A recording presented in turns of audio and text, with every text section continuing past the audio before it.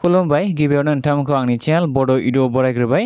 दिनै Assam direct रिक्रुटमेन्टनि grade 4 नि आनजादा जानानै थांबाय गोबां आनजाद होगिरिफोरानो आनजादखौ होदों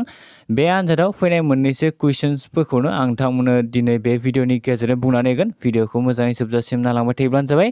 बेयो मेमोरि बेस्ड कुइसन्स दे जायफोरा आनजादखौ होदोंमोन बिथांमोननिफ्राय कालेक्शन खालामनायसो कुइसन बियो डाइरेक्ट कुइसन पेपारखौथ' होखाया नोंथांमोनाथ' अलरेडि मिथिखायोनो गासैखौबो आनजाद होखांनायनि उनावनो होजोबनानै फैखानांगौ स' बेहाय मोननैसो मा कुइसन फैदोंमोन आं बेखौ कालेक्ट खालामदों बे भिडिअनि गेजेरजों बेखौनो बुंनानै होगोन फार्स्ट कुइसना जाबाय भारतनि गिबिसिन अख्राङाव थांनाय सुबुंनि मुं एन्सार राकेश शर्मा नैथि कुइसना गिबि असमिया IAS नि मुं आनन्दराम बरुवा आसामनि नैथि गिबि मन्थ्रिनि मुङा मा बिष्णुराम मेधि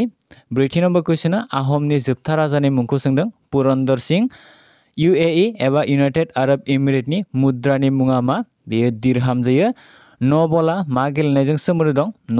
न'बला क्रिकेटाव थायो स' बेहाय मोनब्रै अपसन थाखायो मोनब्रैनि मोनसेखौ सेलेक्ट खालामनांगौ स' क्रिकेट थानायाव क्रिकेटनिखौ सेलेक्ट खालामबानो नाम्बारखौ मोनखागोन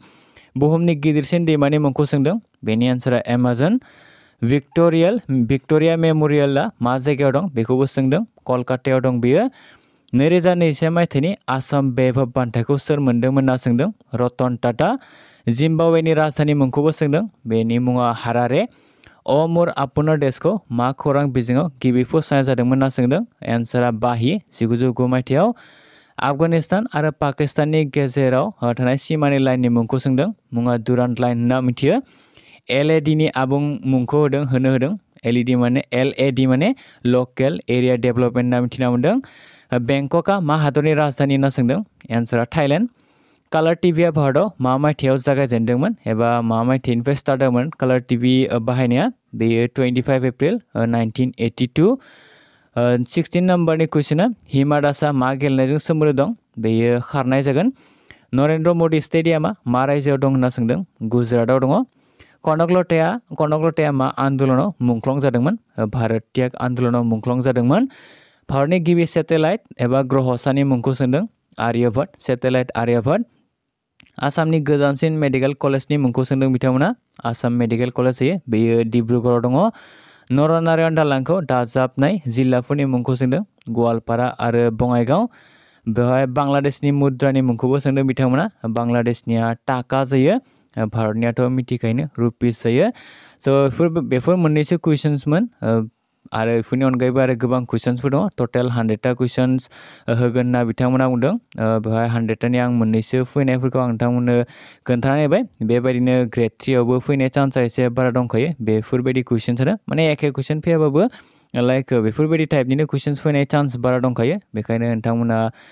रेडि जानानै थाखायोब्लानो जाबाय नेक्स्ट सानडे एबा 28 आगस्ट खालि ग्रेड 3 नि आनजादा जागोन दिनैनिया ग्रेड 4 निमोन स' जायफोरा आनजादखौ होगोन नोंथांमोना माबायदि कुइसन फैयो बेखौ दायो बेनि गेजेरजों अलरेडि मिथिखाबाय जुदि भिडिअखौ नायना मोजां मोनदों अननानै लाइक खालामदो हायोब्ला लोगोफोरनो शेयार खालामना होयोब्लानो जाबाय आं हायोब्ला बेनि PDF खौ बे भिडिअनि डेसक्रिपसनाव होनो नाजागोन आरो जुदि होनो हायाब्ला नोंथांमोना गाज्रि मोननो दे बेहाय गुगल ड्राइभआव थांनानै डाउनलड खालामनायफोरबायदि अपसन थायो नालाय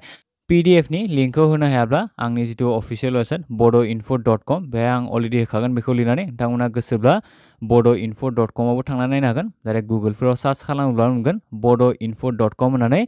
बेवहायनो फुल डिटेल्सफोरा थाजोबखागोन गोदान मोनोब्लाबो होगोन आं